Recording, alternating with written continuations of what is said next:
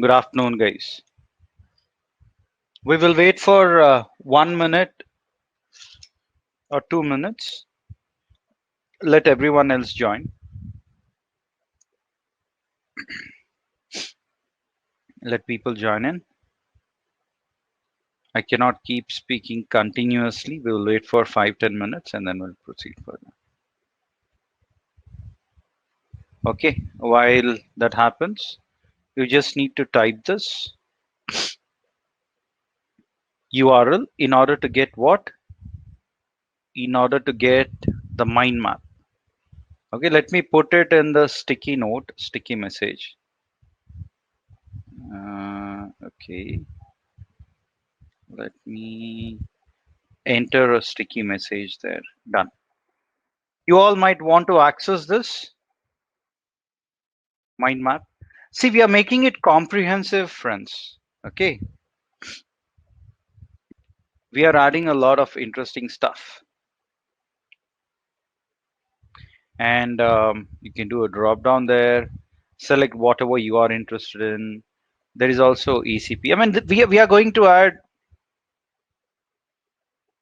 tens of mind maps.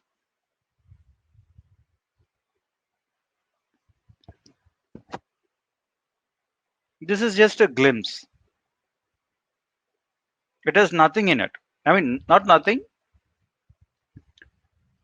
but you'll have things only at a high level. You just need to double click on that and you'd be able to expand.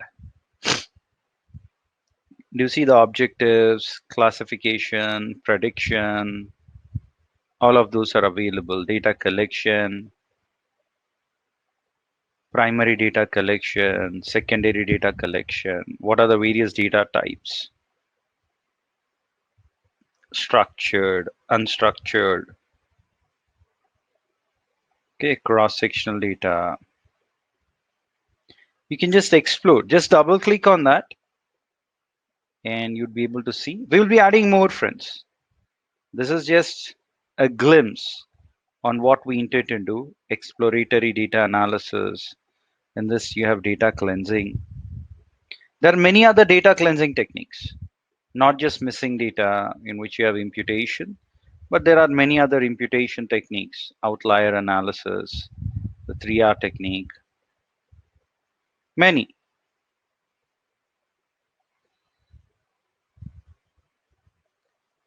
Okay, so that's what it is. You might want to explore more. You can always go back and look at machine learning or all of these. There are many other things which would come to your attention. So is this okay? People were asking for mind map. Are you happy now? Okay, we would be adding more to this mind map. Just a minute. Sorry. Yeah. So we'll be adding more meat around this. So not a problem. I'm just waiting for a few more people to join in. And then we would get started. Okay. Yep. So once again, just select this and take it further. Just give me 1 minute, friends. Just 1 minute, or let me put it here. Otherwise, people will say no audio and all that, right? So let me put here. Please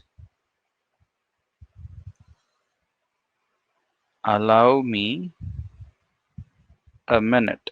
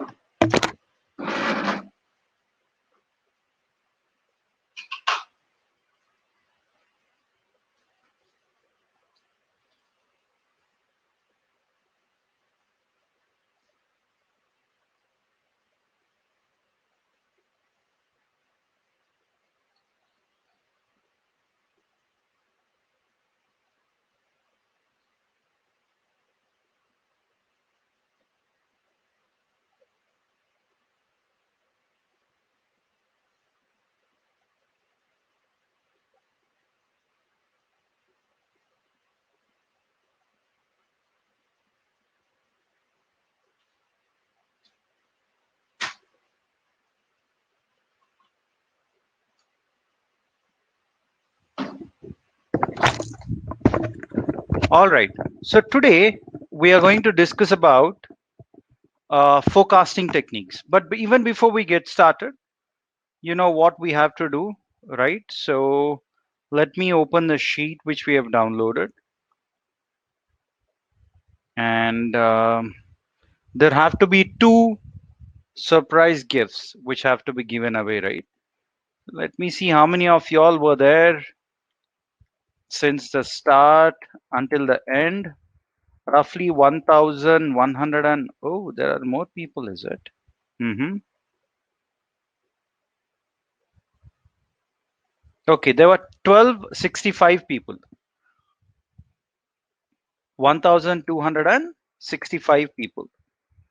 So 1,265. Let me go here. This is for your attendance.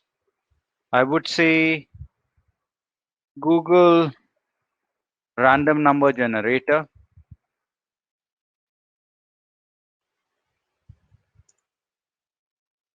1 to 1,265. So how does it work? You all are aware of. Let me again explain. Any number getting picked up has 1 by 1265 probability. The simple formula of probability is number of interested events divided by total number of events. I'm interested in any single number, any one number. So it'll be 1 divided by total possibilities are 1,265. So it is minuscule. Any number getting picked up is minimum. This logic, if you don't understand even after these many days of training, then God save you. But I'm assuming you all are aware of that. Let me 1, 2, 3 times do it for test purpose. Yep, test. These are all test purposes. Okay, all these are test. Okay, now we have all these numbers 1,265. So 1 to 1,265. We are saying randomly generate. What is this? Yeah, some calculator, etc. Okay, that's okay. So we're saying randomly generate a number in between this range, and every number getting picked up is equally likely. This is called as uniform distribution. So I'm going to click on this. 1, 2, 3, go. Yep. 932. Let's see who is 932.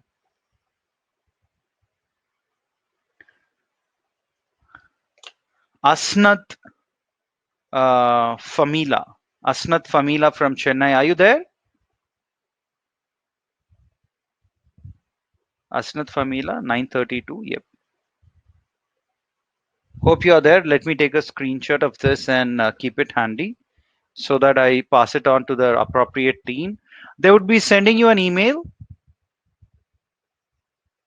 They would be sending you an email, and you'd be receiving a gift from our side. You all with me? Let me see.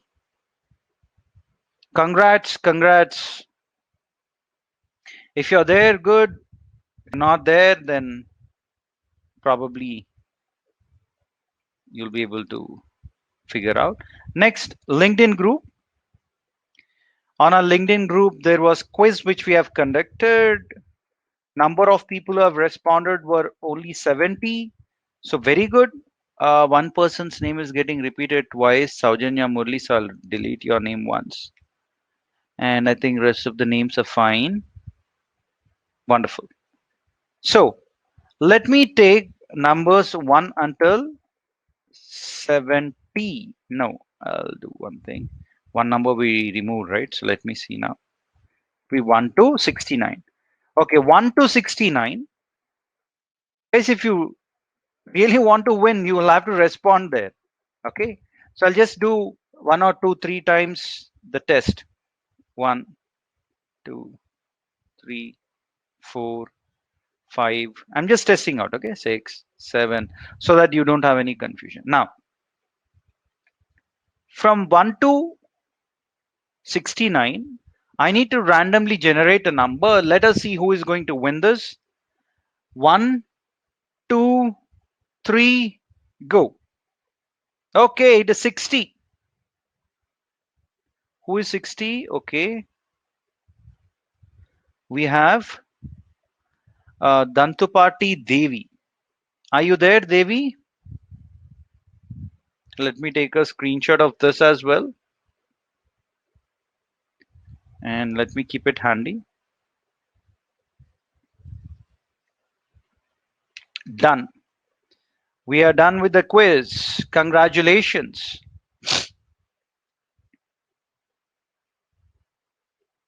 Okay, congratulations, people who have won 60, right? Okay, back to our discussion.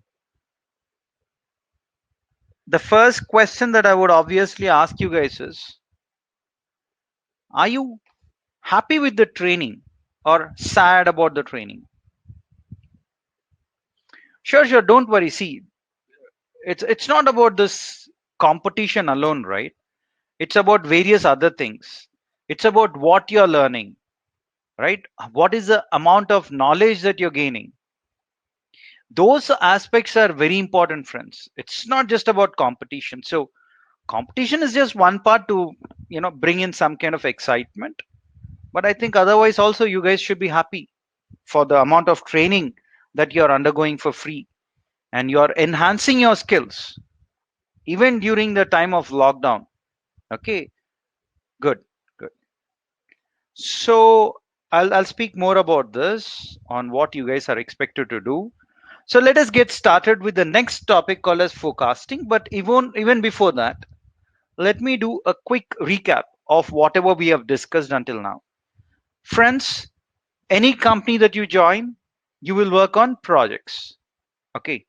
So one should be aware of how to handle the projects, the project management methodology. And the first step in that is understanding the business problem. Once you understand the business problem, you proceed further with data collection.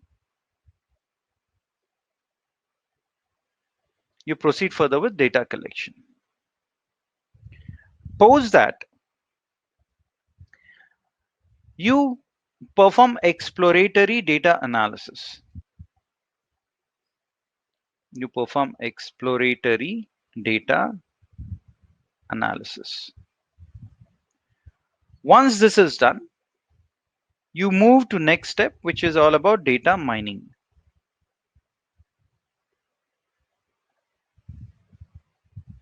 Which is all about performing data mining.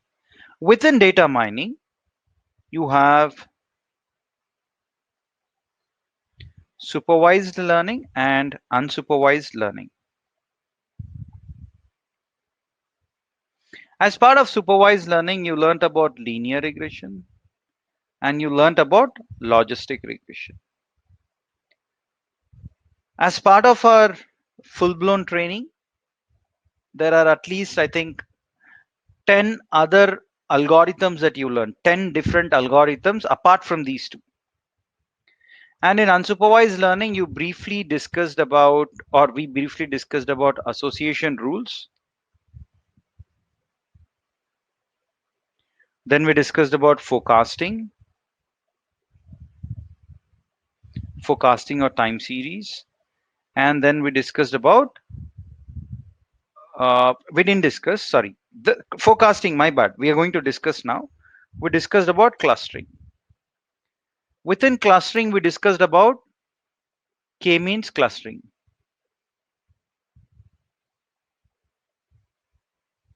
Okay, so today we will get started with forecasting. What do you mean by forecasting or time series analysis?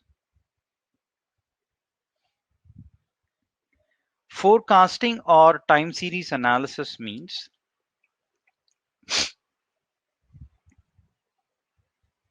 you have the data, or you will have the data in which data is arranged based on sequence. Based on sequence. Hey, what does that mean? Okay, let me explain. Let me erase this. Or let me get to this part and explain. Okay. On one side, you have cross-sectional data. On another side, you have time series data. Cross-sectional data is like a snapshot, like a photo,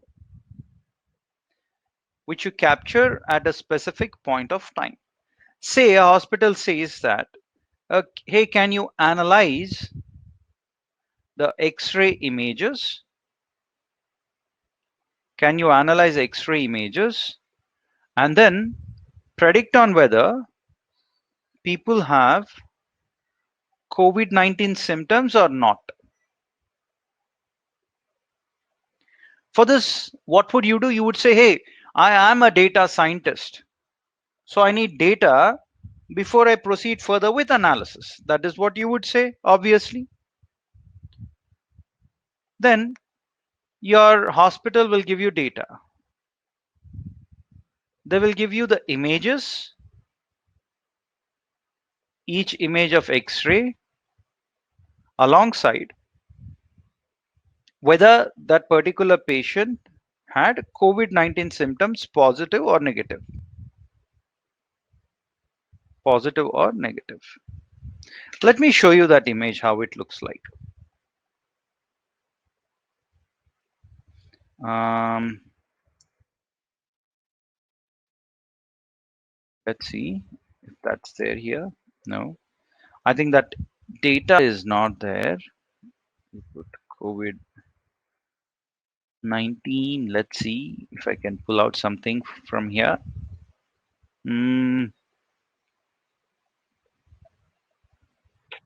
I think that's not there. So let me do one more thing.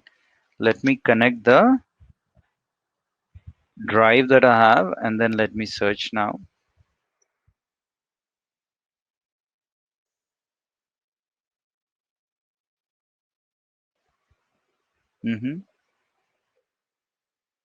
That's not showing up. I'm a little surprised. Or let me put COVID.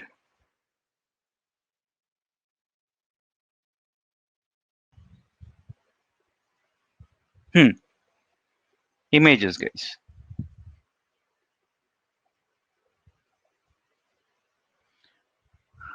So this is how your image would look like. Okay, X-ray image. They check whether there is a lot of water deposited in your lungs, etc. That's a COVID-19 symptom. All these are the various images of patients. Anyways, this data, suppose you're given this data, and the business problem is identify who are the people who have COVID-19 symptoms by looking at oh, sorry, my bad. I was just wondering on why my scribbling pad is not writing. I actually disconnected my scribbling pad.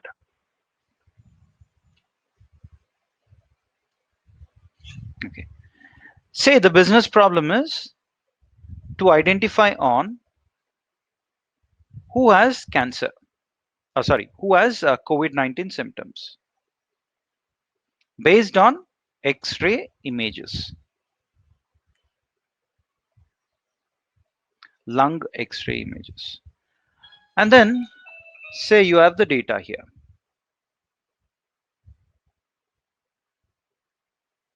One second, friends, sorry.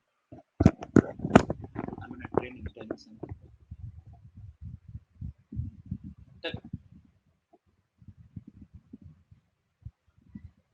Okay. I'm in a training. I will call you. Sorry, friends. Sorry about that. Okay. So here in your historical data, you'll have X-ray images and the label. So you'll have X-ray images, all of those, and then you'll have labels. Whether that's an image of COVID-19 patient, positive or negative in that way. This data that you receive, do you think the date and time when the X-ray was taken determines whether the patient is tested positive or not? Do you think the date, the time determines? For example, if someone goes to a hospital on Monday and takes an X-ray, they will be COVID-19 positive. If someone goes on Tuesday at 1 p.m., they will not have COVID-19. Do you think such things matter? Do you think the date and time when you capture the data is material or immaterial? Poll question for you all. Please answer this. I'm adding the poll question. So the poll question is, does date and time of X-ray image matter to predict COVID-19? Yes or a no? Okay. Please, can you answer this? Here we go. Yep, I published.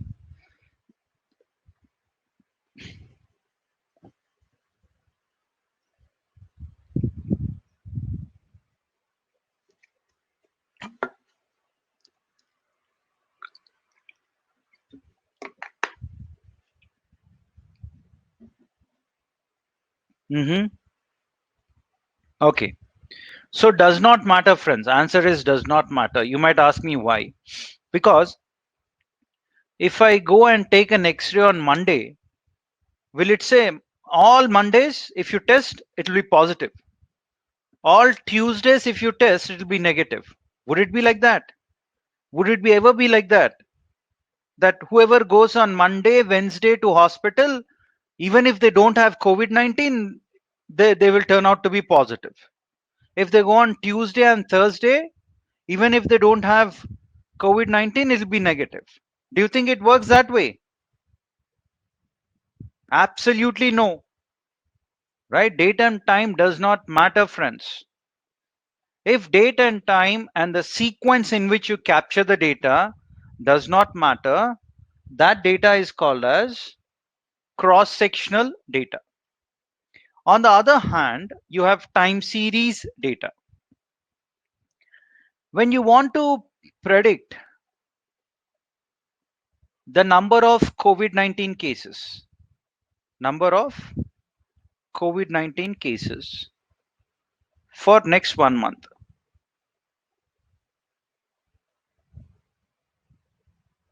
Okay, for next month, I want to predict the number of COVID-19 cases. Then what happens is you need to know not just number of COVID-19 cases or positive cases, but you also need to have date. How many cases were generated on 1st April, 2nd April, 3rd, 4th, 5th, 6th, so on and so forth. So you need the data for all the days until 14th April. You need all the data, all the historical data in that sequence. So that data for which the date and time and the sequence in which you arrange the data matters. If the date and time and the sequence in which you arrange the data, if it matters, it's called as time series data. If the date and time and sequence does not matter,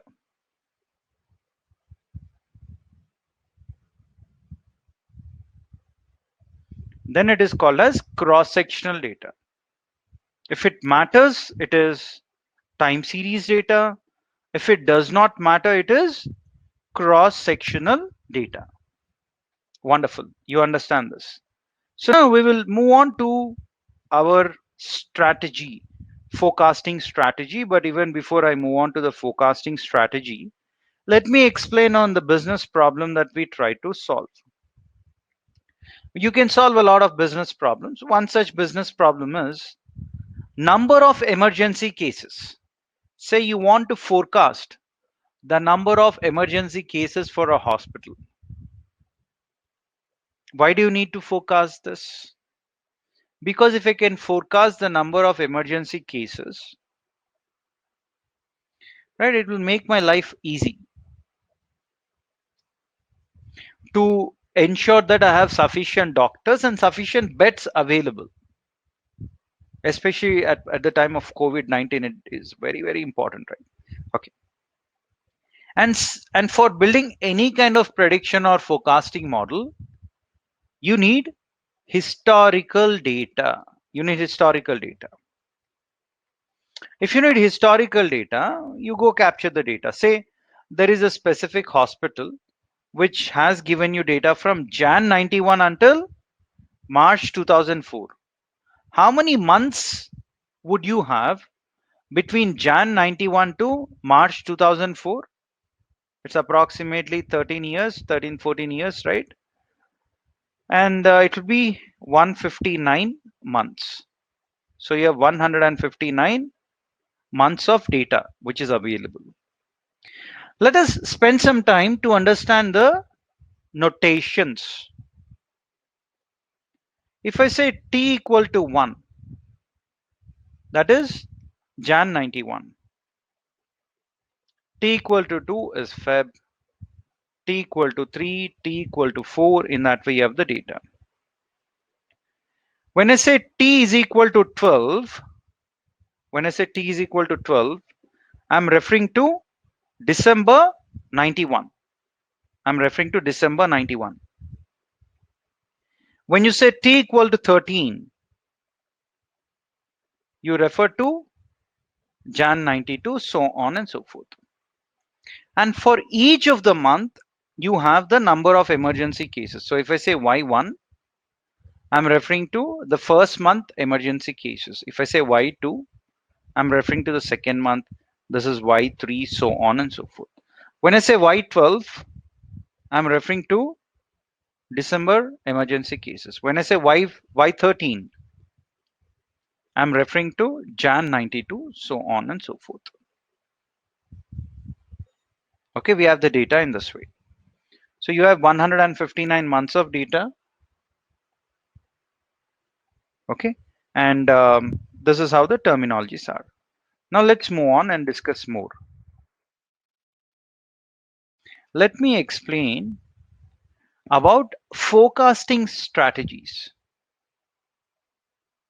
Okay, and the forecasting strategy has 8 different steps. The first step is you need to define the goal. What is the goal? What do you want to achieve? Say you want to forecast, okay, number of emergency cases for next 1 year. Say you want to forecast for next 1 year.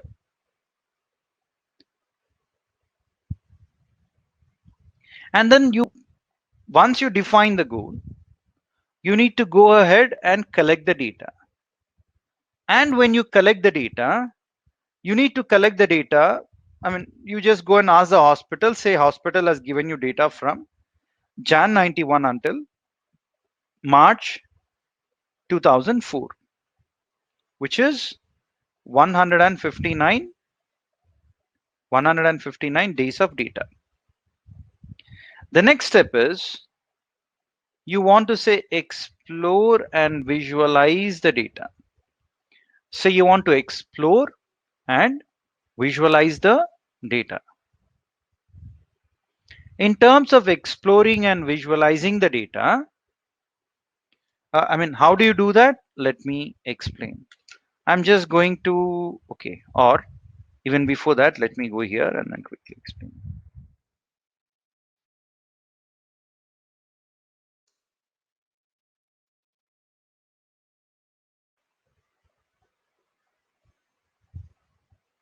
Yeah, look at this.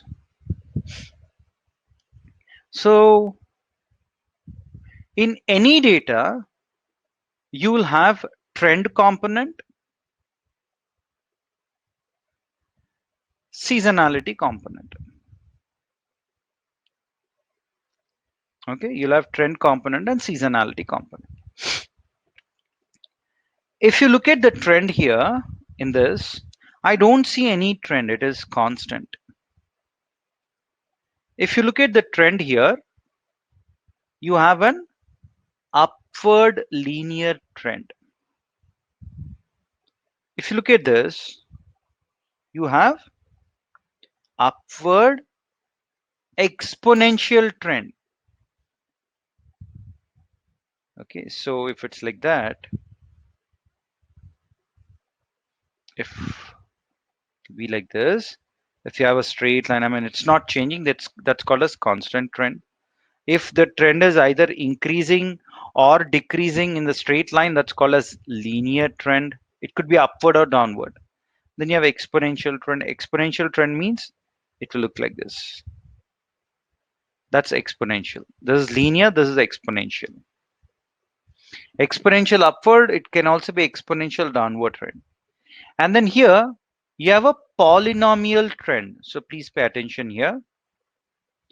If you have a curve like this or a curve like that, then this is called as polynomial with 2 degrees. Polynomial with 2 degrees. Why is it called as polynomial with 2 degrees? Because it has a single bend. Okay, if you observe that carefully, you have a single bend, one bend. If you have one bend, it is called as polynomial with 2 degrees. It's called as polynomial with 2 degrees. If you have a bend like this, that means you have one bend here, another bend here, two bends. If you have two bends, it is called as polynomial with 3 degrees.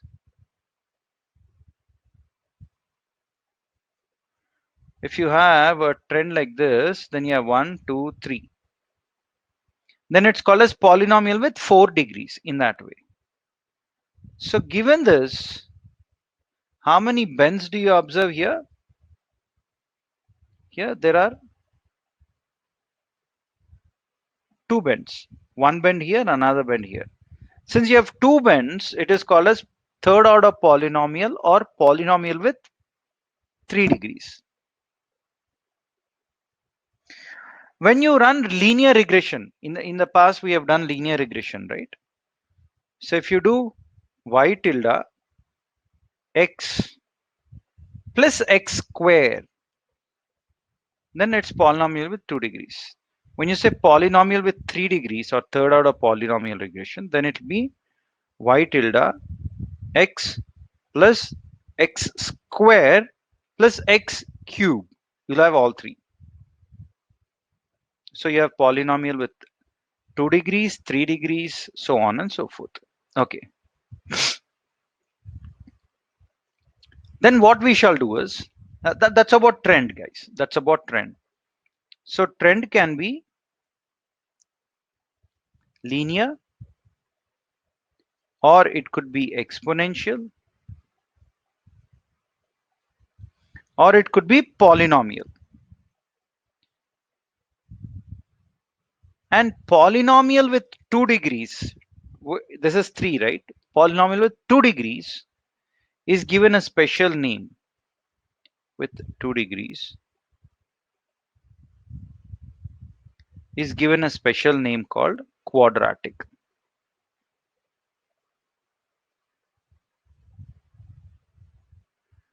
Polynomial with 2 degrees is given a special name called quadratic. Then you also have seasonality components. Let me write it here.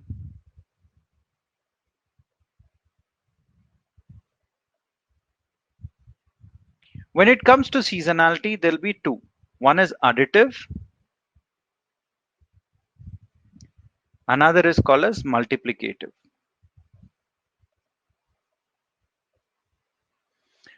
Additive seasonality means you'll have a regular up, down, up, down, up, down, up, down, regular up and down pattern.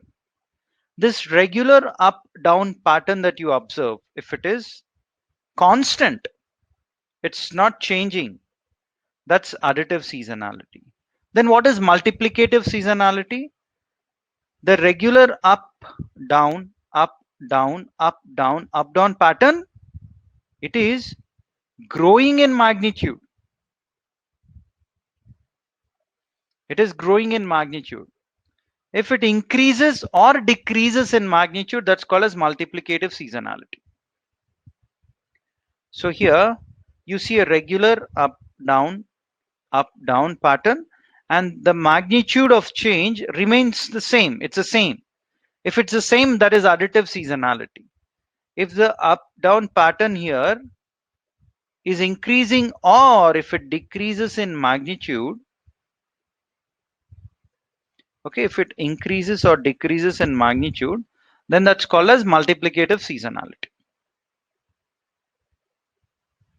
Okay, so that is the difference between trend and seasonality components. Let me see if I can pull out the data, and that exact data set I might have to again plug in and then pull the data. Let me see. Okay, or I can choose some other data where you'll have similar kind of data available. Anyways, let me show you. There's the same kind of data. Instead of investment, that was emergency cases. No friends, sorry, my bad, my bad. So I'll have to plug in and then pull, help you guys with a different data. Let me pull that data. Just give me a bit. Forecasting. Let me search.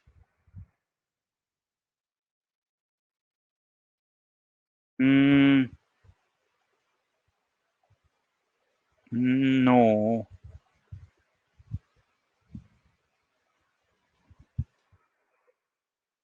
Let me try again. Let me see if I can get hold of the right document, right data.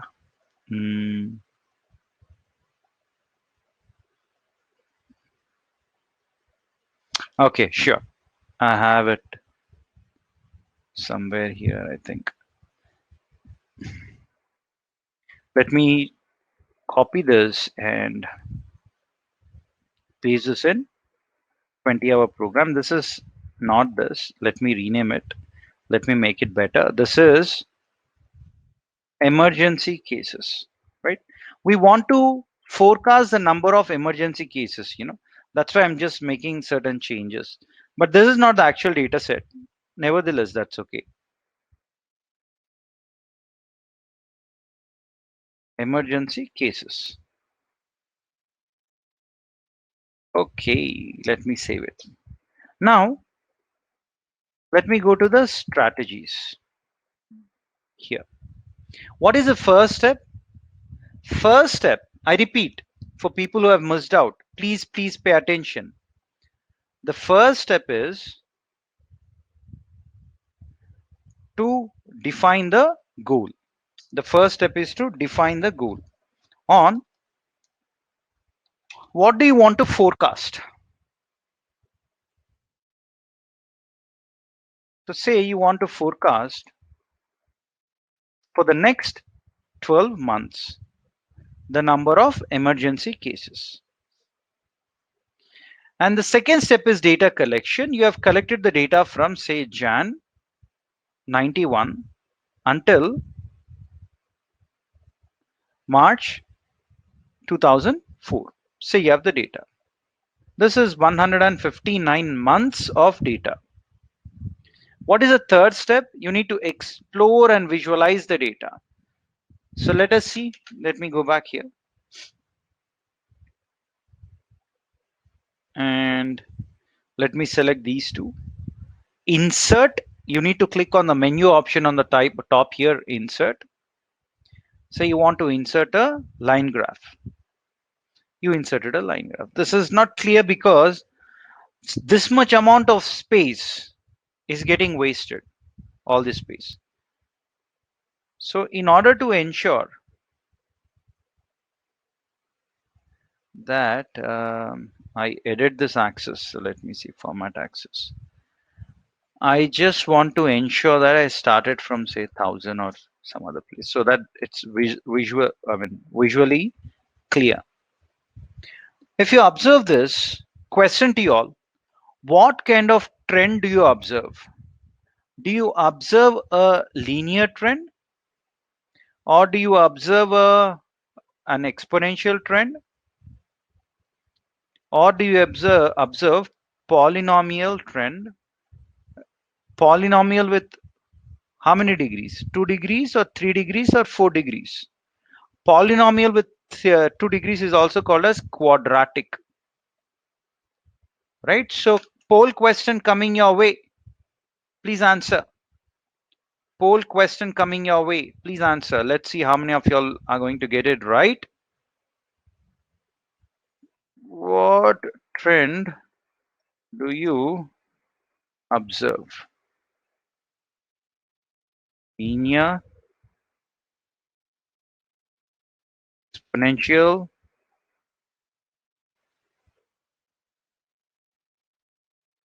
with 2 degrees, or is it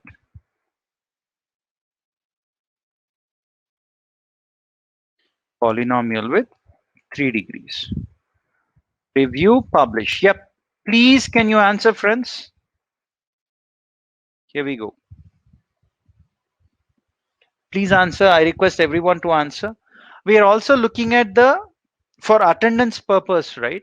We are looking at various channels, friends. We are looking at whether you have joined our groups or not, whether you have subscribed to a YouTube channel or not. Any one thing if you do, whether you have answered to the quiz questions or not, whether you have actually filled the attendance form or not. We are looking at all these forums, whether you have responded to poll questions or not, whether you have responded on the chat window or not. All these things are being considered for attendance. So you need not worry. If you're active in any of those places, attendance will be given to you for that day. Okay. So don't press the panic button. Okay. Wonderful. Wonderful. I think majority of y'all got it right. Majority of y'all got it right that we have. If I were to draw in this way, I see one bend, which is called as polynomial with 2 degrees or quadratic trend. Okay, trend is fine. What about seasonality? First of all, do you see seasonality? Yes or no? If there is seasonality, it can be something like this. No seasonality, but remember it won't be crystal clear. Or do you see additive seasonality? Or do you observe multiplicative seasonality? What do you see? What do you observe? No seasonality or additive seasonality or multiplicative seasonality. What do you actually observe? That's the question. So poll question coming your way. Answer this. Let us see how many of y'all are going to get it right. What seasonality do you observe? Do you observe no seasonality, or do you observe additive seasonality, or do you observe, oh, sorry, multiplicative? Review, publish. Yep. Please answer. What seasonality do you observe? Of course, I'm telling you it won't be crystal clear, but you should be able to make out.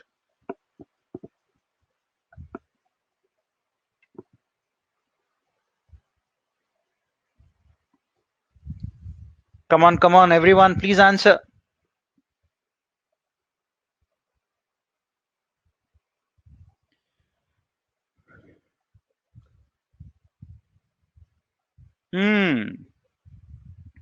Okay. Very strange. Majority of the people say that. I think there is majority of y'all are saying that are thinking that there is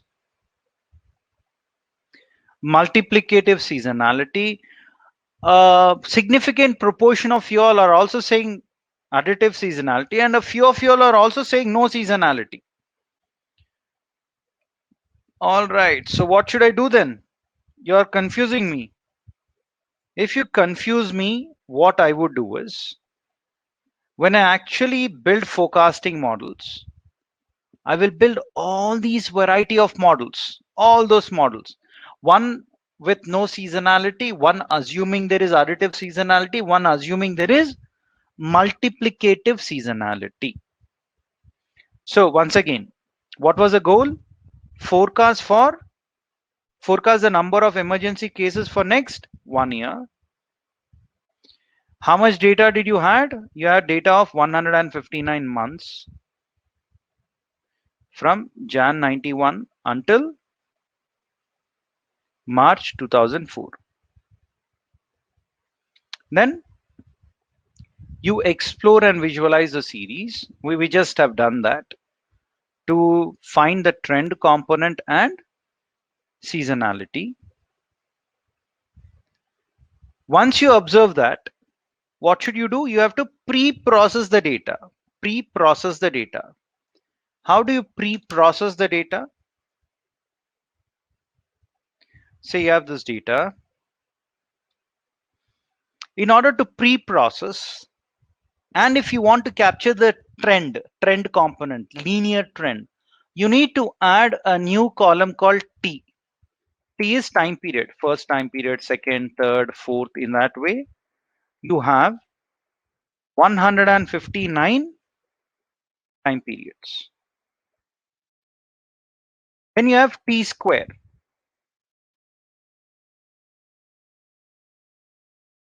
1 square, 2 square. In that way, you have the data.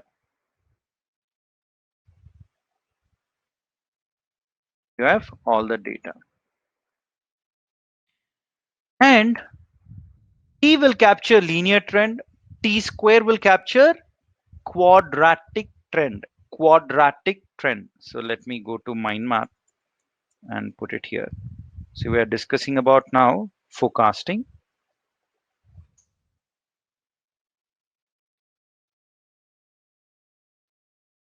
First step of any forecasting is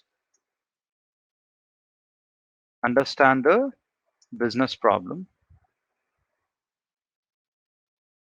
Second step is data collection. And we have collected the data for 159 months from Jan 91 to March 2004.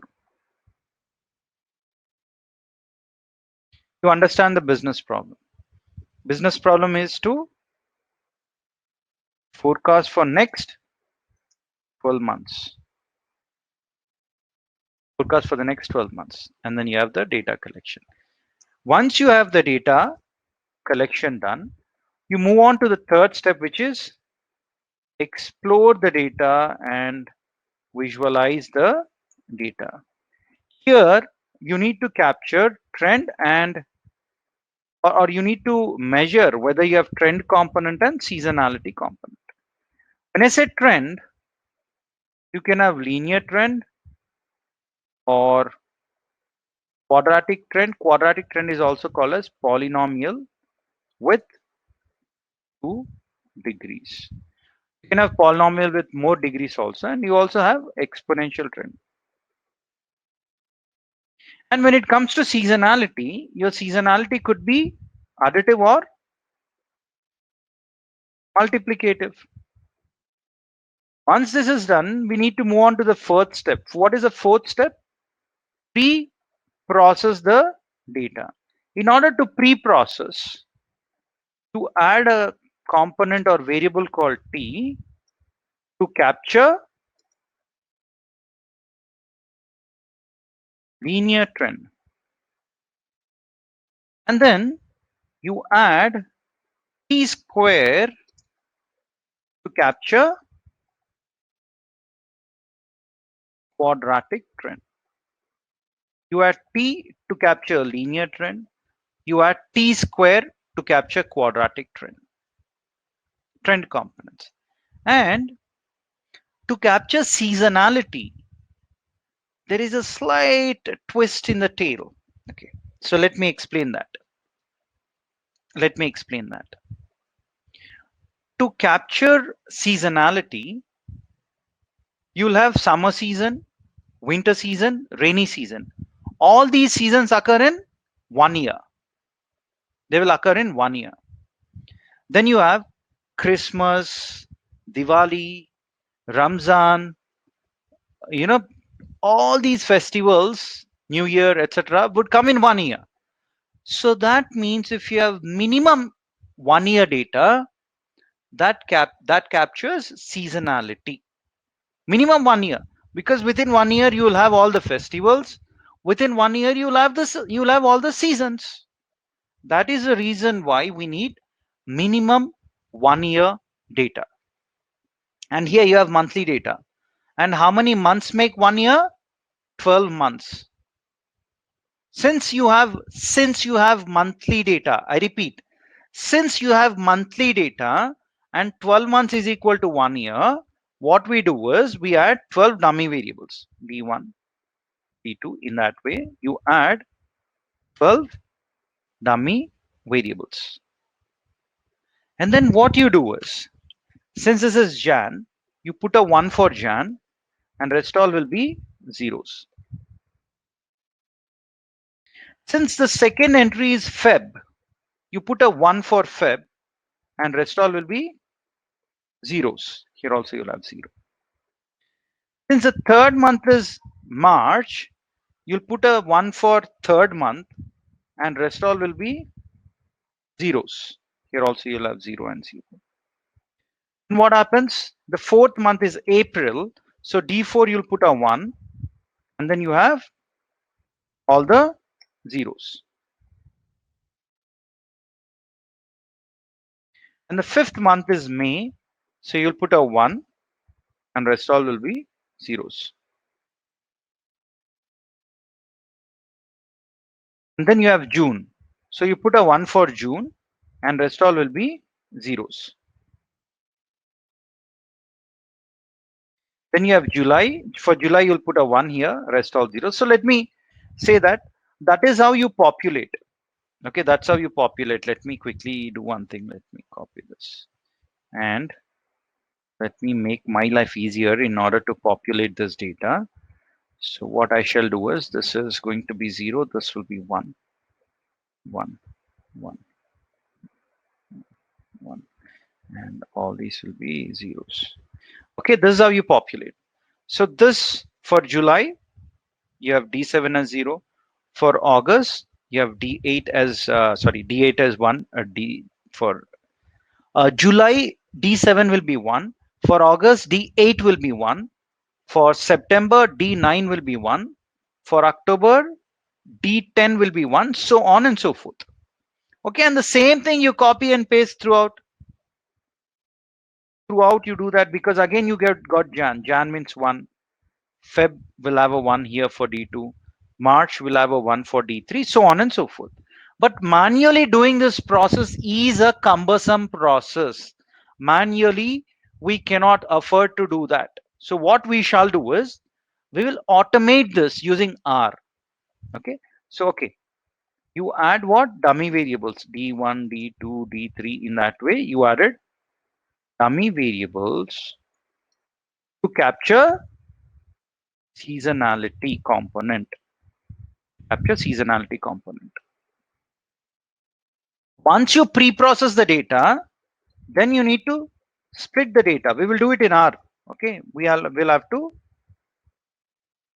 split the data into training and test. And then what do? You build the models. To partition the data, you apply all the forecasting methods. Then you choose one forecasting method which is the best, and you evaluate and then implement the model. So let me at least complete this post our break. So you split the data into training and test. Then what you do is, you Apply forecasting methods. Apply forecasting methods. Here I'm going to run linear model, quadratic model, and these two are with respect to trend. These two are called as what? Trend models. Meaning, if you have only trend and no seasonality, remember in the poll that I've asked you guys, a few of you all have told there is no seasonality. A few of you all have told there is no seasonality. A few of you all have told additive seasonality. A few have told multiplicative. So I want to try out all three. First thing is, I'm assuming there will be only trend, only trend and no seasonality. Next, to build seasonality models, wherein here the seasonality models mean you have additive seasonality and multiplicative seasonality. And the next model is both, you'll assume that there is both trend and seasonality. One is only trend, no seasonality. One is only seasonality, no trend. Let me edit this also. No trend and only seasonality. One is both trend and seasonality. Okay, what if you have both? So here we will try out both. We will say, what if there is quadratic trend with additive seasonality? Next thing is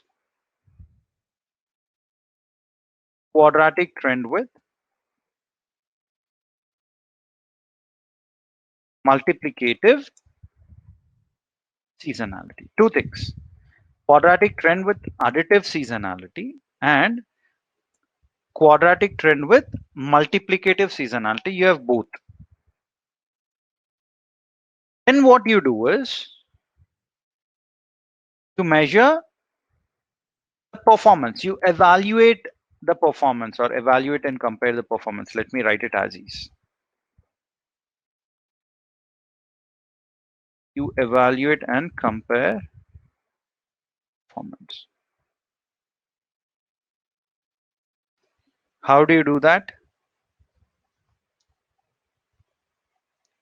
Here you calculate error. You look at, if you apply a linear model, how much error do you get? Quadratic model, what is the error? Additive seasonality, multiplicative seasonality, quadratic trend with additive and quadratic trend with multiplicative. What is the error that you get? You can also try linear model with additive seasonality and linear model with multiplicative. You can also try that, no harm. After we compare all these errors, we then decide upon which is the error, which is the least. And then you decide that that is a final model. What is the final step? Implement the forecast.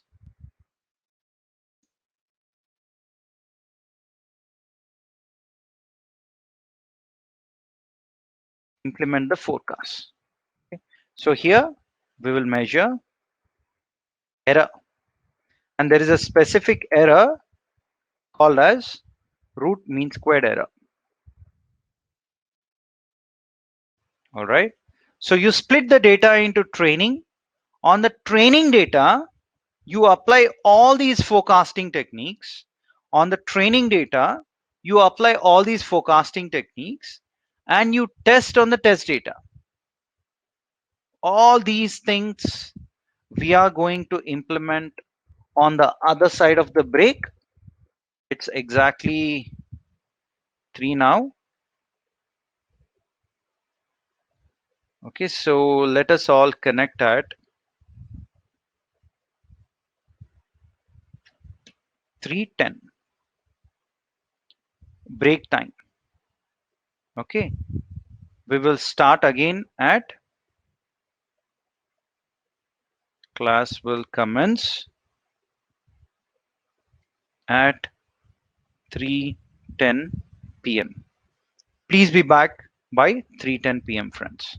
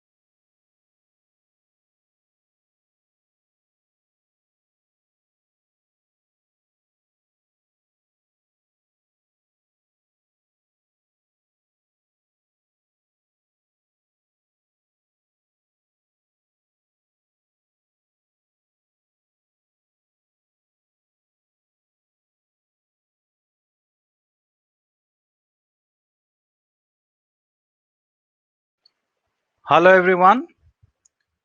Are you all there?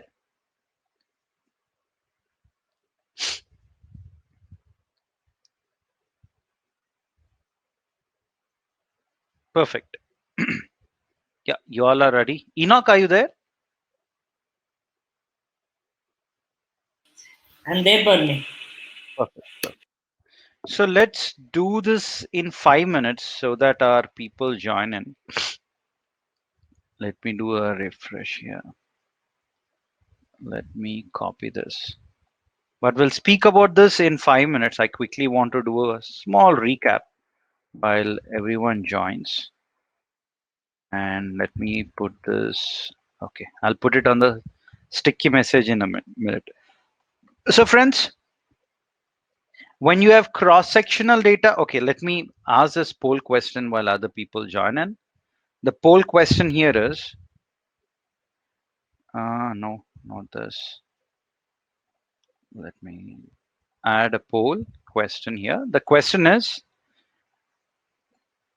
date and time and sequence in which we have data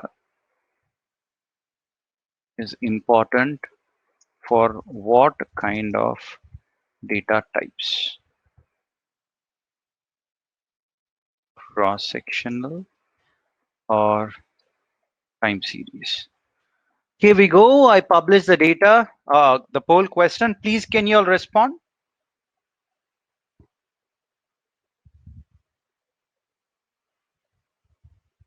Oh, sorry, my bad. I'm ending the poll. My bad.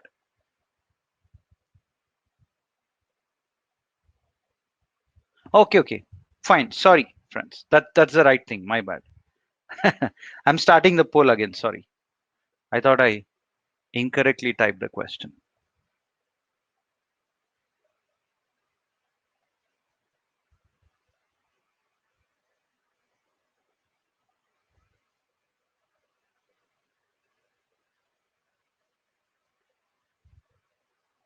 Please respond, everyone. Wow, wonderful. 94% of you all have got it right. Okay. Next poll question quickly.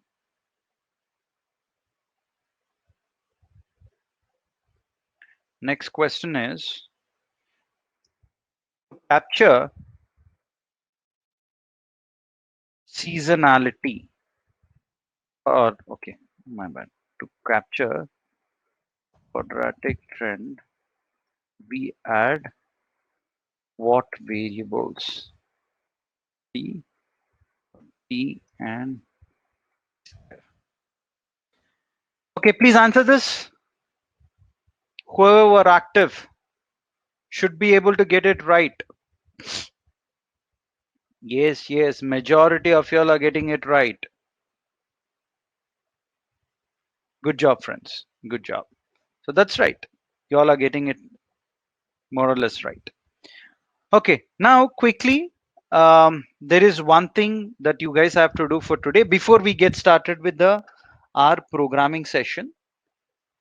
Okay, before we get started with the R programming session, you will have to do this. I'm putting on the sticky message. I'm putting on a sticky message a link. Can you all please click on that? Can you all please click on that? Once you click on that, you all will go here. Okay, and Enoch, would you mind sharing your screen and then showcasing this? Otherwise, I'll need to log into my, let me see. I don't quite remember the password. No problem, Bharani. Let me do that. Huh? Okay. Let me do that. So, Should I one, stop the sharing? Yeah. yeah. Can you see my screen? Yes. So But once we, it's there is slight lag, I believe. It's taking a while for the entire screen to appear. okay. So once we get to this page, once we click the link and we get to this page, all we need to do is click on share feedback, and then we just give the feedback here. As simple as that. Where is that share feedback? Okay. It is right here. You'll have to hover and then I think wait for a minute. Okay. Friends, if you're uh, not there on Facebook, that's okay. This is for people who are there on Facebook. If you all really like the training, if you all really appreciate the free session that we are conducting, then I request you all to please take out some time and give a feedback. People who are not there on Facebook, yeah, as I've told you guys, I mean, people are checking whether you're active, whether you're tech savvy, because you'll have to do web scraping, social media scraping. Customers will be leaving a lot of comments about your products. You'll have to extract all those reviews and then do text mining on that. And when you try for a job in the space of data science, if you say that you do not have a Facebook account or LinkedIn account, that will reflect badly upon you guys. Okay. It might go to an extent of you losing the job. They'll not even call you for interviews. That is on a serious note, they won't call you for an interview as well. Because until unless you have Facebook account, Twitter account, LinkedIn account, you would not be able to extract the data from social media. If you cannot extract the data from social media, you would not be able to do text mining. Tomorrow's session is text mining, my dear friends. Tomorrow we have text mining. And I request you all to have all the social media accounts, Twitter, Facebook, and LinkedIn. Because tomorrow, if I explain, you will not understand anything on how to extract the data from social media otherwise. Okay, sir, I request you all, please have all the social media accounts active by tomorrow. Tomorrow, we will have social media extraction. We'll extract the data from social media and then we will do text mining on that. Okay, very important. If you don't want a job in data science, then please don't have any account. That's okay. But if you need, I mean, data mining, text mining, social media and web extraction is a very big concept, friends. It's a very big concept. I'm not trying to give you, fraud statements here. Go do a research. Twitter account, it is very much necessary, Abhijit, because only then you will be able to extract the data from Twitter. And all these celebrities, for marketing purpose, majorly they make use of Twitter because it's only 140 characters. Create, if you don't have account, create it. You need not even tell me whether you have account or not. By tomorrow I'm expecting you all to have account. Only then you'll understand text mining, otherwise you'll not understand. No, you have to be active on. Can you say that customers will be only on LinkedIn, Chinna, Yuraja? No, right? Customers can be on Twitter. A few customers will be on Facebook. You, as data scientist, should be able to extract the data from all those forums and analyze the data. That is important, friends. So if you don't have an account, create an account. Create, Pallavi. It hardly takes any time. Create account.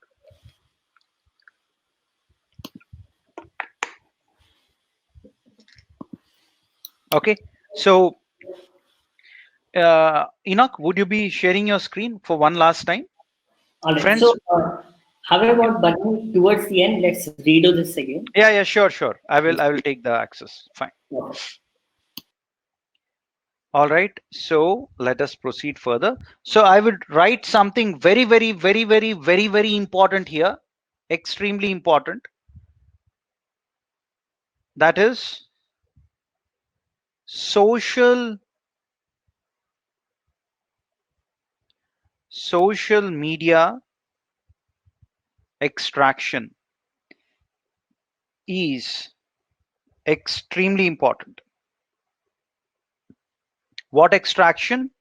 You'll extract the data, you'll extract the reviews of the customers, etc.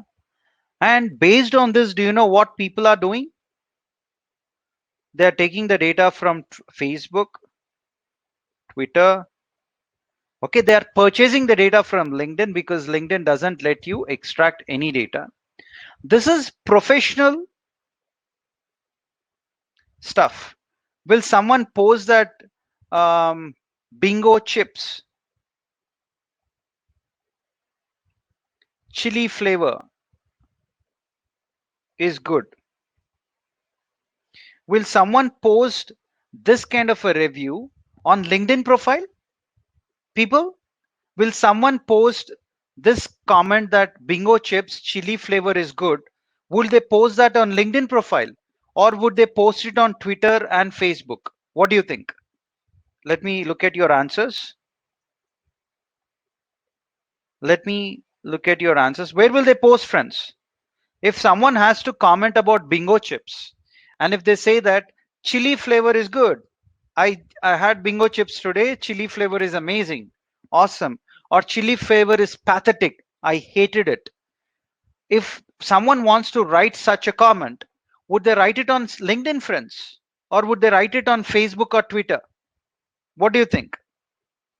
Where will they write? Facebook and Twitter. Then why are you saying that you only have LinkedIn account? In interviews, if you say I only have LinkedIn account, I don't have Facebook account, I'm not interested, then they will say we are also not interested to interview you, because majority of the projects need data to be extracted from social media. What will you do if it's posted on Facebook? What will you do? And bingo chips is from what? ITC, Indian Tobacco Corporation. They manufacture bingo chips. What the team, data science team in Hindustan Unilever or ITC, what they do is they keep monitoring such reviews, such comments. And if majority of them say that they like, say, mango flavor, if majority of them say that they like mango flavor, then ITC will start manufacturing mango flavor of chips. But who will tell them on what flavor people actually like? People will tell. Will people directly go to ITC, or will people directly go to HUL and tell them? No.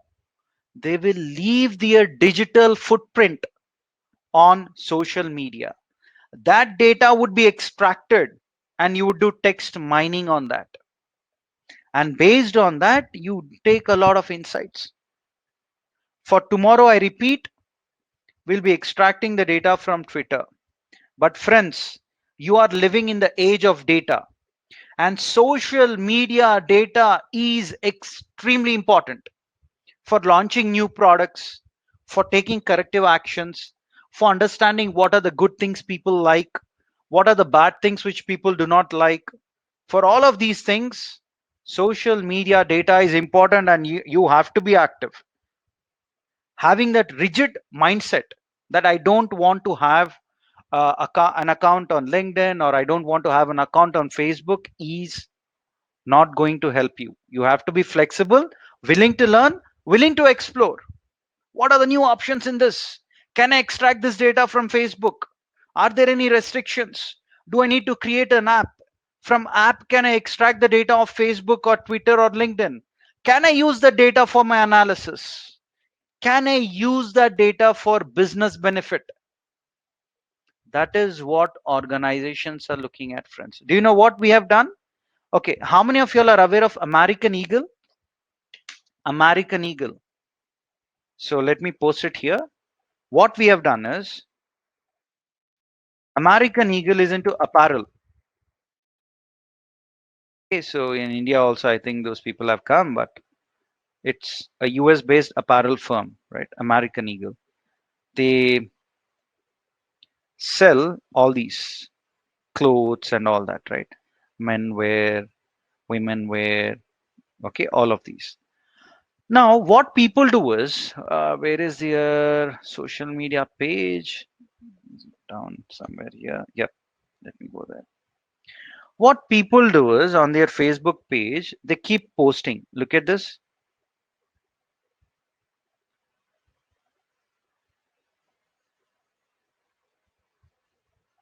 Okay. they keep writing comment. Not sure whether they will allow me read the comments. Yep. What is this? I had multiple items saved in my favorites just to check back later in the day to see all the sudden it's not available in the US anymore. Then why was I even able to see it on the site in the first place? Okay, so someone is complaining. What companies such as American Eagle or any top-notch brand, what they do is they extract these kind of reviews and comments every day. The data science team would extract manually. You cannot, so you would automate the process to extract such comments. And what do you do after extracting the comments? You do text mining on that. Okay, and that text mining is, let me show you. Tomorrow you are going to learn this. You are going to learn about text mining, and you extract all those kind of reviews and perform these kind of word clouds to understand what are the positive things which people are speaking about, what are the negative things, so on and so forth. So do you all agree with me that you all should be active? Every company that you're going to work with has a social media page. People will be liking, commenting on those pages. You as data scientists should be able to extract that data and then analyze further. So please be active on social media. Tomorrow you don't give me any explanation that you don't have an account. Don't have an account is equal to not getting a job, right? Don't threaten your life in that way. You're putting so much of hard work. HUL, let me open this. Hindustan Unilever, because you guys need to know on how active companies are. I'm just going to this. I don't know why page not found here. Let me take another company, say Victoria's Secret. I mean, these are all the companies for whom we have done projects. Okay, who has done projects? Bits Pilani students, when we have trained them, we have given them an opportunity. Let me see. Where is, why is nothing appearing here? Mm, can you just type Victoria's Secret? Can you search? Are you able to Sure. find it? Or let me do this.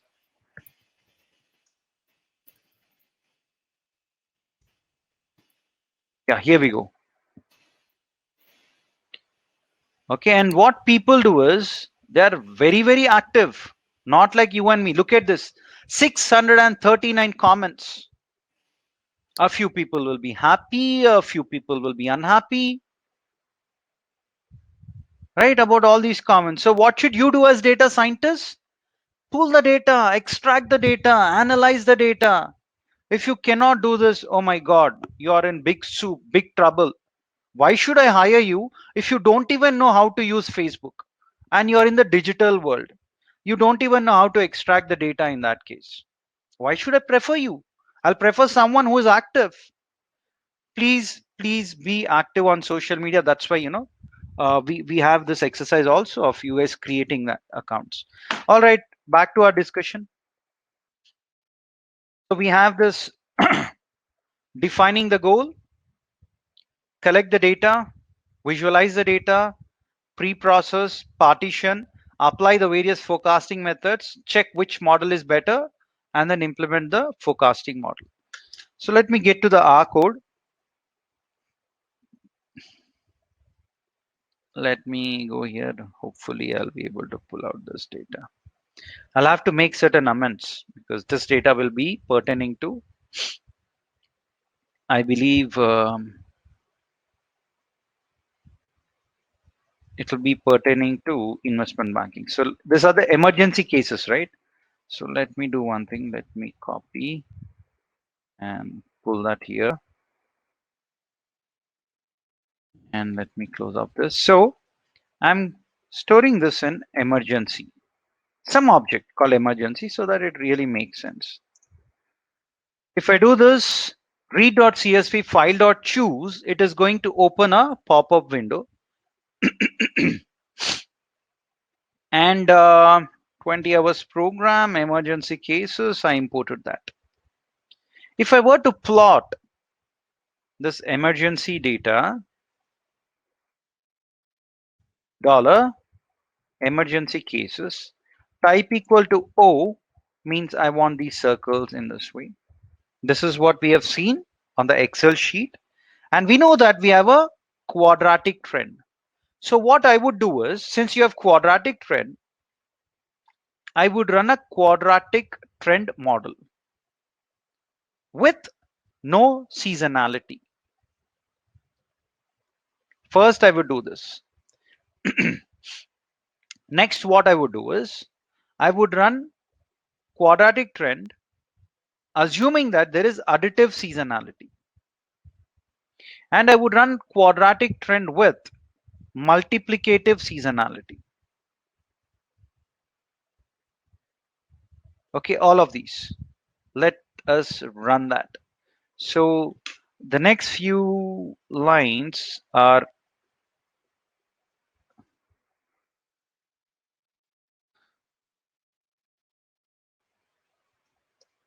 so in this emergency, I'm creating an object called T, which has numbers from 1 to 159. I added that T. Then what I shall do now is, I'll add emergency of T. If I multiply it with itself twice, then you get T square. You get T square. So let me run that. Done.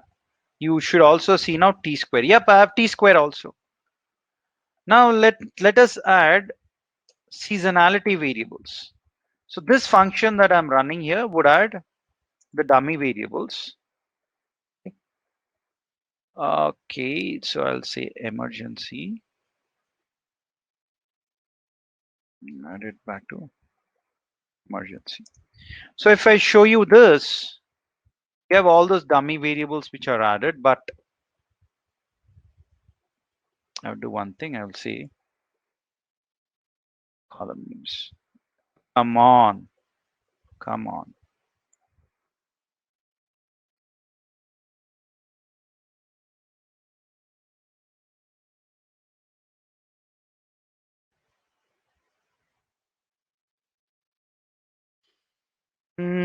Okay, my bad. So I will have to delete from emergency.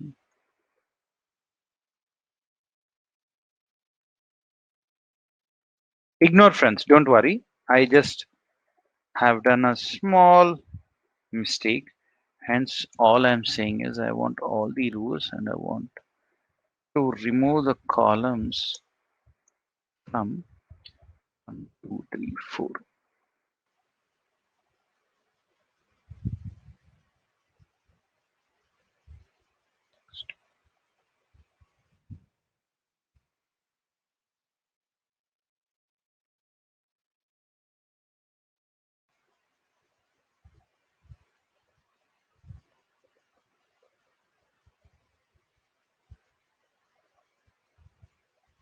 Wonderful.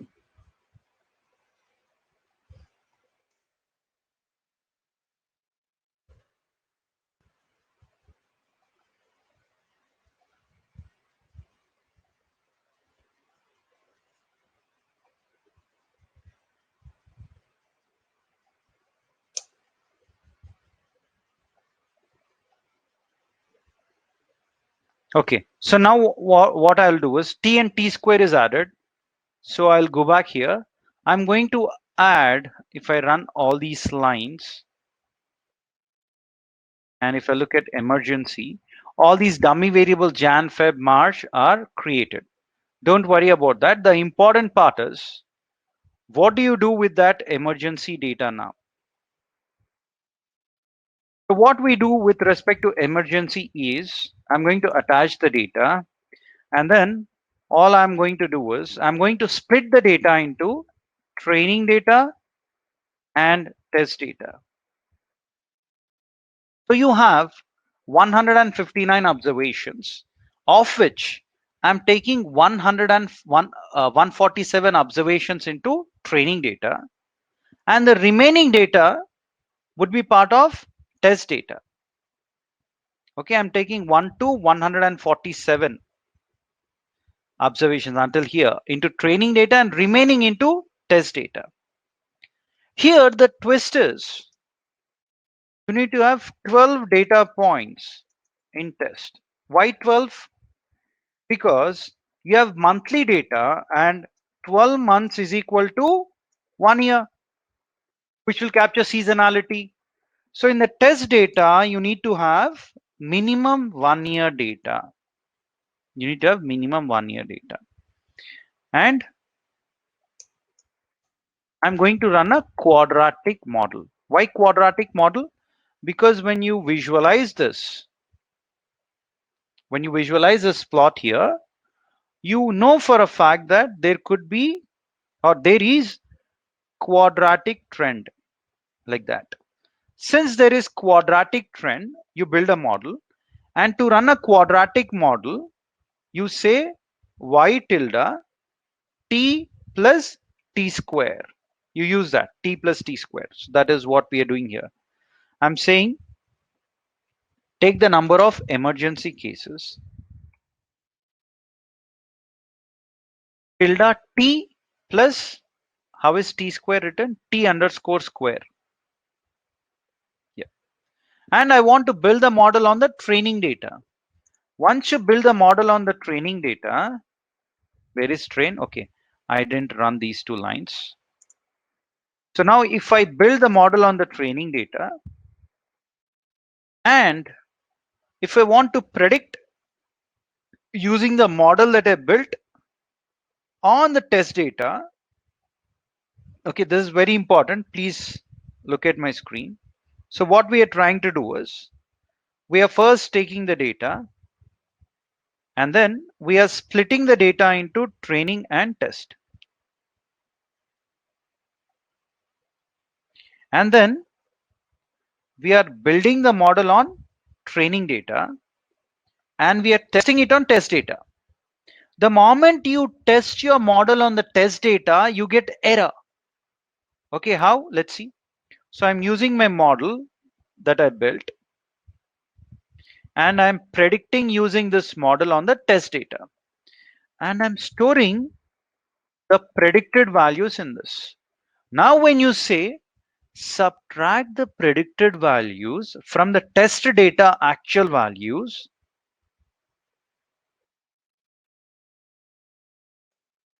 if you subtract the actual values from the predicted values, you get error. Then when you solve this, you get root mean squared error. And then you get 137. That's the root mean squared error. So let me make a note of this here.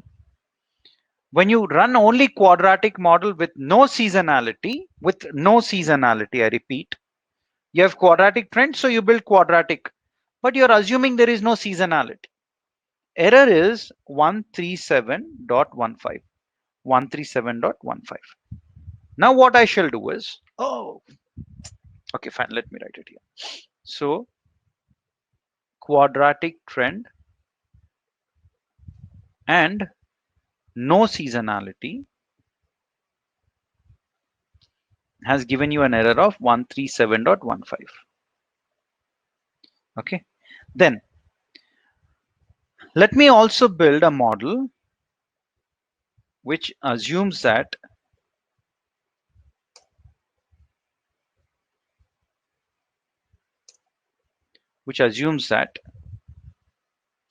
there is multiplicative seasonality with quadratic trend. So I'll do this.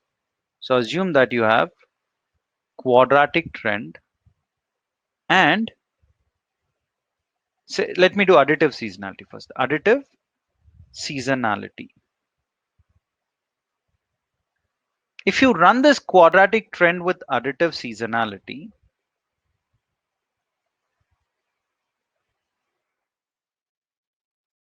One is quadratic trend. Another is additive seasonality with quadratic trend. When I run this, all I'm saying is to capture quadratic trend, you have T and T square, and you want to predict your emergency cases using P and T square quadratic trend. And to capture seasonality, you have all these dummy variables. You use all those dummy variables, Jan, Feb, March, and run a model. You get the model. Then you predict using the model that you built on the test data, and you get the predicted values. When you subtract the predicted values and the actual values, which happen to be your emergency cases, and when you find the root mean squared error, look at what is the error. 50.6. Error is 50.6. Given these two, is model A better or model B better? Please answer. Poll question coming your way. Is less the error better or more the error better for you guys? So let me put this poll question here.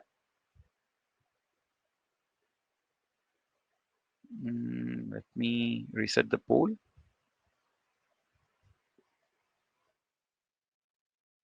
Forecasting. Okay. Which model is better? Model A or model B? Let me put the question here. Yep. Please, can you answer? Wonderful. More than 80% of you all are getting it right. For those of you who are not getting it right, let me explain once again that error means it should be less, right? Error should be less, obviously. Okay, error should be less. So what I've just done is I've built two models: quadratic trend with no seasonality and quadratic trend with additive seasonality. Now I'll do one more thing. Quadratic trend is clear. The moment you look at this, one thing is clear, that you have a quadratic trend. Linear trend means, straight line. Exponential trend. This is quadratic trend. This part is clear for you all, right? Since you have quadratic trend, I'm just testing for no seasonality, additive seasonality, and quadratic trend with multiplicative seasonality. Multiplicative seasonality. All I've done is I've taken the data, right? All the data points. And then I have split the data into training and test. Why did I do that? Because when I tell to my customers that I've built a model, obviously they'll ask me a question on, did you test it? Did you test your model? Will your model actually work or not? Hence, you're going to build your model, forecasting models on the training data, and you'll test it on the test data. When you test it on the test data, you'd get the predicted values. And in the test data, you'll also have the actual values, actual emergency cases. Subtract those two and calculate the errors. If you subtract these two, you get error. Here are those errors. Less the error, better is your model. Simple. I'm splitting the data into training and test. I'm building my model on the training data. And if I train the model and give it to my customer will ask me on, would it work? Will it work or not work? Did you test it? Obvious questions, right? They'll ask you, did you test it? Is it working? Then you should not say, no, I didn't test. I just built the model. So what you're doing is you're going to say that, yes, dear customer, I've built the model. I've also tested it on the test data. And I found that one of these models is giving the least error. Which model? Let us understand. So I'm going to now build a model which is called as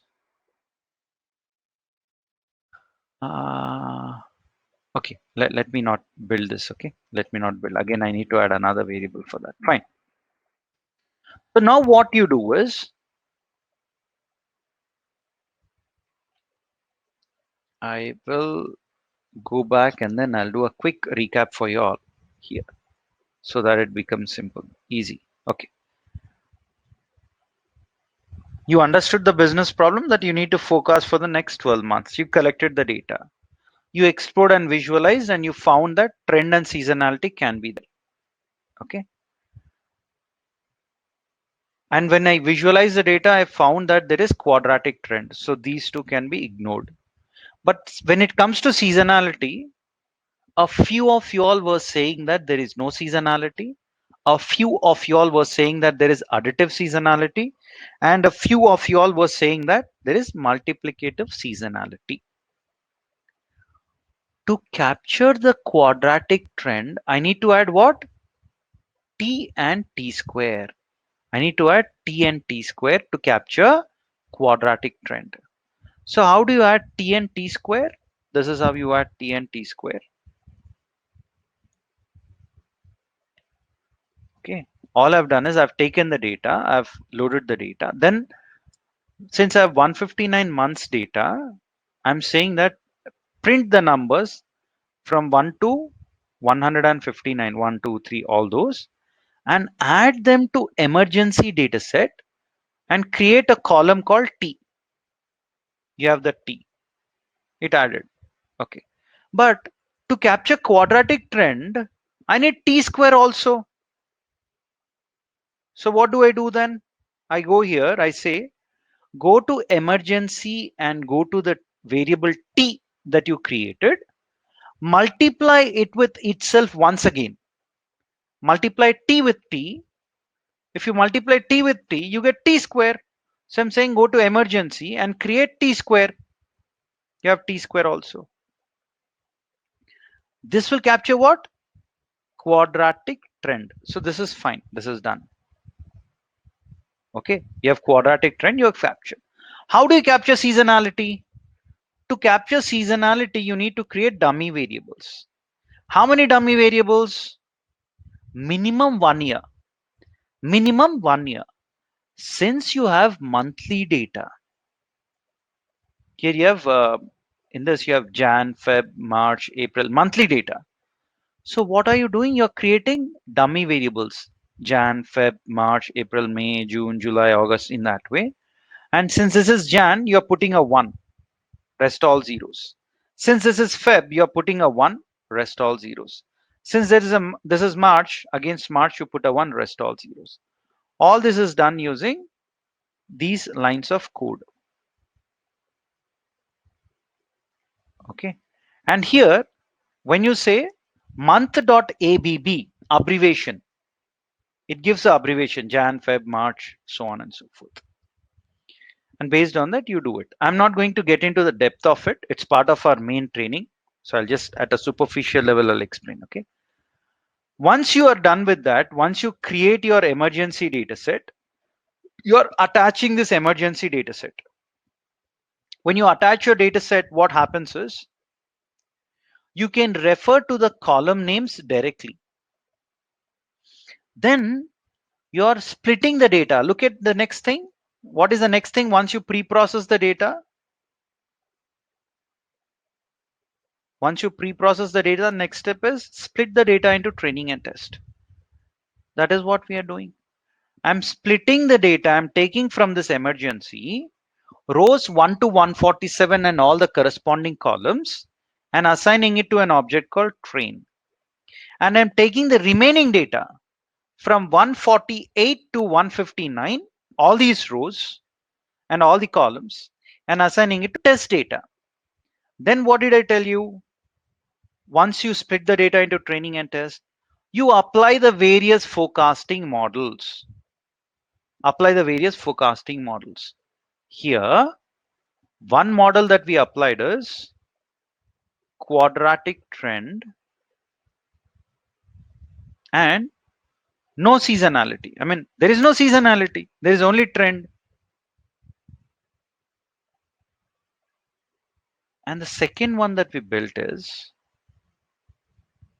quadratic trend with additive seasonality. Two models is what we have built. So I'm applying two models, model 1 and model 2. Model 1 is quadratic trend with no seasonality. Model 2 is quadratic trend with additive seasonality. We are building both these models. Okay, we are building both of these models. And when you build the models, how do you build? You take your data. Here, you split the data, right, already into training and test. So what you're going to do is you're going to build your model on the training data, and then you're going to test it on the test data.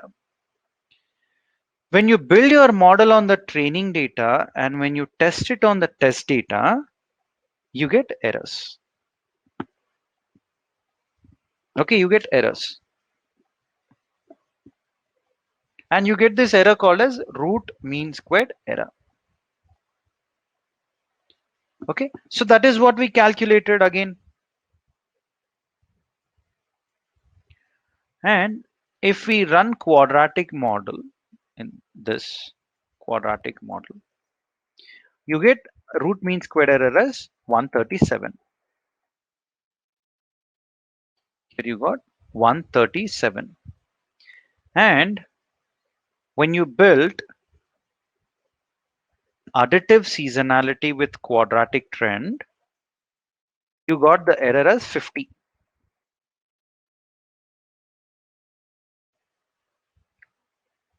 To build quadratic trend, we run the model, linear model of y tilde t plus t square. That's it.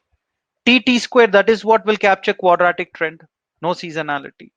Then to capture linear quadratic trend and additive seasonality, you built a model linear trend y tilde t plus t square plus Jan, Feb, March, all of those, because you want to capture seasonality also. Okay, you want to capture seasonality as well. Hence, you built a linear model like this. So we built a quadratic trend with additive seasonality and we got 50. So let me show you here in the R. Okay, so this is what we have done. We have built two models. One is quadratic trend. Here we go. Linear model of y, which is emergency cases, tilde t plus t square. And when you build the model, you build it on the training data. That is what we discussed. And predict using the model that you built on the test data. Here is the test data. Simple. You build a model on the training data, test it on the test data, and then you get error. That error we calculated. Then look at this other thing also. Let me erase these things. Okay. Now let's look at this. This quadratic trend with additive seasonality means y tilde t plus t square will capture what? Quadratic trend. So y tilde t plus t square will capture quadratic trend. Plus, to capture seasonality, you add all these months and you're training the data on the training data. You're training the model on the training data. Once you build the model, you're predicting using that model on the test data and then you'll get error. This is the error. Which model is the best? Given these two now, which model is the best? Quadratic trend with additive seasonality. That's it. Then you implement the forecasting model. You build the model, these two, you build the model, these two, then you evaluated the model using the error, and then you're implementing the forecasting model. That's it. This is how you build your forecasting model. Okay. All right. So a lot of additional things would be discussed as part of our main training, friends. This forecasting training is for roughly 6 to 8 hours. It's not 2 hour session. Okay. So all those you will learn later. How to provide attendance is given there. It is listed in the on the attendance tracker. And Barney, can I walk yeah, please, them please, through? please. And then there are reviews which you have to provide. Over to you, Enoch. All right. So let me share my screen, guys. All right. All right. Can you see my screen? So when you click the link where it says Facebook/360 digit mg, what many of you have done is many of you have sent a message to the page. So that's not what we are looking for. When you scroll down, you will see something where it says recommendations and reviews. So once you are at this place, what you need to do is you need to click on, do you recommend 360 digit mg India? So you need to click on yes. And after you click on yes, it will ask you, what do you recommend about 360 digit mg India? So this is where you give your review. So many of you have actually clicked this send message. So instead of clicking here, many of you have clicked and send message. So this is not what we want. We want you to click on this and then leave your review here. Is it clear, guys? Can you please give me a yes in the chat box if you can, if it is clear, whatever I just said?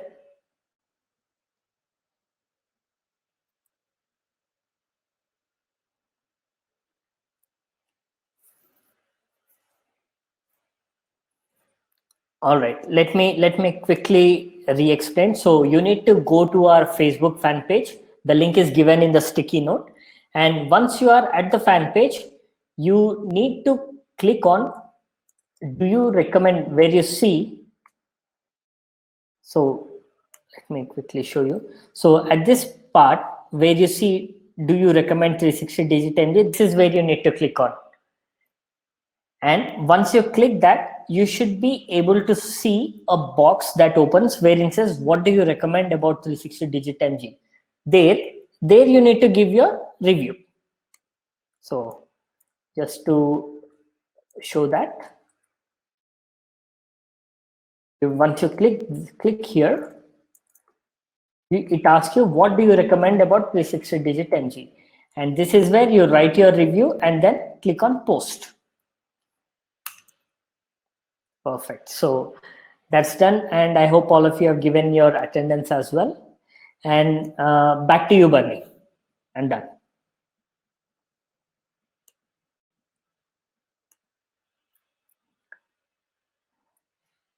I guess Bernie is occupied. So just give me just say I have given, or just give me a yes if you have given the review, guys. Your last day would be on Thursday. So in the chat box, after you have given the review, can you please say yes? So all the people that have given the review, please comment saying yes, I have given. Okay, we will have a session. Okay, guys, we will have session tomorrow and day after. Okay, Thursday will be the last day of the training. Please remember that. Don't ask the same question again and again. Tomorrow there will be text mining, and day after there'll be another session. Please remember that, and don't keep please asking the same question again and again. Thursday is the last day. Done. Okay, and Thursday we will speak about how to get certificate and all that. Thursday. Attendance link is not working only for you, Praveen. For everyone it's working, right? We will speak on Thursday about getting certificates, where to get the certificates, how to get the certificates from. Okay, how to get certificate, where to get certificate, we are going to discuss on Thursday.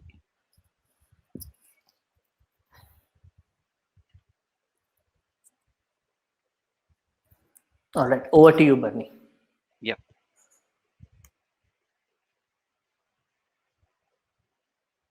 Okay. No Python code, friends. It's part of our training, main training. We will conduct free Python training for 4 hours or so. You'll be notified on that. But otherwise, we are not going to share anything extra. On Thursday, we will let you know on how to get access to all the data sets, R code, etc. On Thursday, we will discuss more. Okay, on Thursday, we will discuss more. Remember, this is a free session, friends. Okay, whatever best we could do, we have done given the time constraints.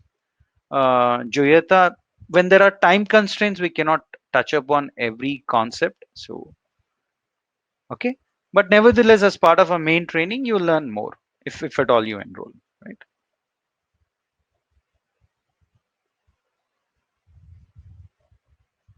All right, friends, thank you so much. Okay, just watch the wait for tomorrow session and day after tomorrow session. Yeah, we'll discuss more then. Thank you all, guys. Bye. Have a great day, everyone.